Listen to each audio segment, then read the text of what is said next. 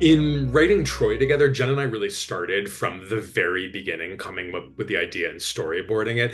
As a playwright director team in theater, I think like a lot of times Jen would come to me with a draft of something they already had, and we would sit down and we'd read it together with friends, and then we'd talk about it, and Jen would go do another draft. And we had, I think, what looks like a more traditional, playwright director collaboration in theater. In this, sort of first foray into film, and this was, specific to me and Jen and our history together, we chose to do something really collaboratively and together. So the two of us and our writing partner, Dane Laffrey, sort of came up with the story with us. We sat down and we talked about what idea do we want to grapple with? What are our questions? What themes are we interested in? We talked about what actors we wanted to write for, who the characters were going to be that we were going to follow, what we thought their emotional arcs through the piece might be. We talked about particular scenes that we were interested in. We like piled all of these ingredients into a notebook, and then Jen went away and sort of wrote a first draft based on that, and then we tweaked that together.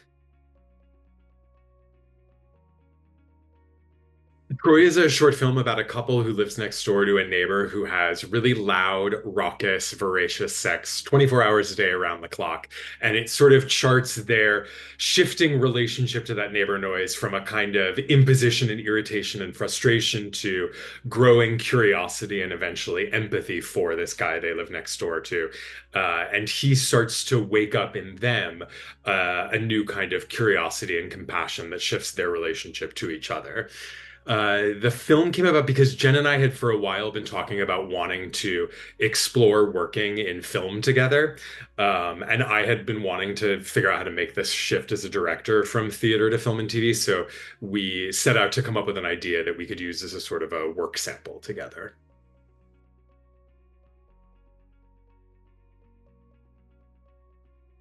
As a writer, there are different stories you want to tell, and sometimes they're really perfect for the theater, and sometimes they're not actually meant to be plays. Sometimes you have a story that, because of its scale or the way you want the narrative to flow, the locations you want to go to, the kinds of people you want to create stories about, the medium that's best suited to that might actually be a film. And so for me and Jen, who had done a lot of plays together, we wanted to be able to exercise muscles that were different from theatrical storytelling. We were interested in looking at a structure and a tonal journey that we could only sort of do in a short film format.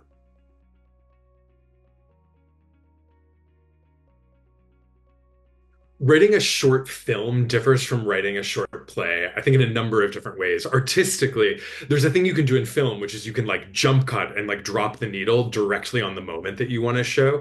So, whereas in a short play, you might have to think about transitions and like how you're getting into a moment and like give more time to something. In a film, it's all about doing it as efficiently as possible. In a scene, you might only need like two spoken lines of dialogue, whereas in like a short play, you might need many more. You also, in a film, like don't actually even need dialogue. You might be able to land a story point just with an extreme close up, the way somebody looks, the breath that somebody takes, the way you pan between two visual juxtapositions. So, you have a lot of tools at your disposal to be able to write more tightly, which I think is a thing to think about. There are also all of these logistics that you have to consider.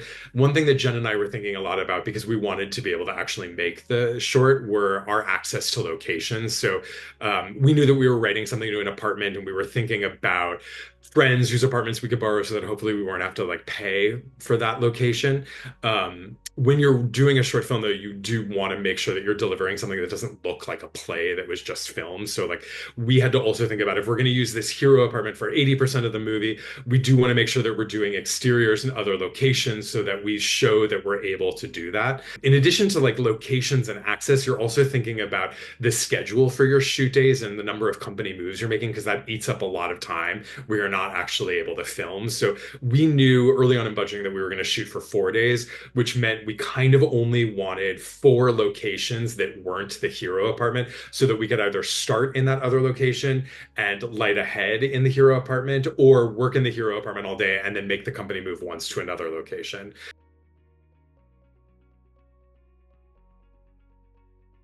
The biggest hurdle in making Troy was actually just figuring out how to produce a short film for the first time. Thinking about things like where the money was going to come from, if we needed a producer who was actually going to deal with this. Neither of us had ever done this before, so we didn't really have relationships with a DP, with an editor. We weren't sure how we were going to like crew the film. We didn't know how to put a budget together for this, so that was like truly the most daunting, terrifying part of this.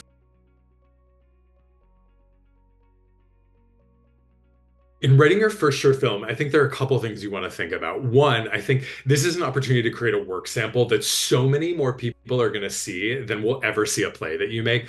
Like, we played one festival where there were 1,200 people in the audience just for that one festival.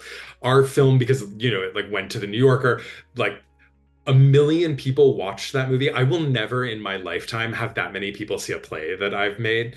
And so one thing is you really just want to use this as your opportunity to talk about something that you actually feel passionately about because so many people will see this. And you'll also find yourself having to talk to people about it for years.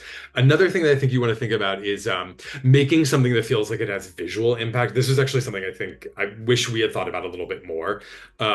You want to create a story that's engaging and clear and accessible for people, but you also want to build in at least one, maybe two or three moments that are visually really powerful, arresting, punchy, dynamic, yes, but specific. You want to be able to think about like what is the one frame from your film that is only going to look like it came from your film and the story that you're telling.